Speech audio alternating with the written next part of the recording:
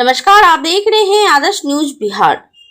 शुक्रवार को कटिहार जिले के प्राणपुर प्रखंड के प्राणपुर पंचायत के सिरंडा गांव में पैगंबर हजरत मोहम्मद साहब के जन्मदिन के अवसर पर जुलूस मोहम्मदी की आयोजन किया गया। गांव की गलियों और चौक चौराहों से गुजरते हुए यह जुलूस बड़े ही श्रद्धा और उत्साह के साथ निकाला गया। जुलूस में मुस्लिम समुदाय के लोग बड़ी संख्या में शामिल हुए और माहौल पूरी तरह धार्मिक और शांतिपूर्ण नजर आया।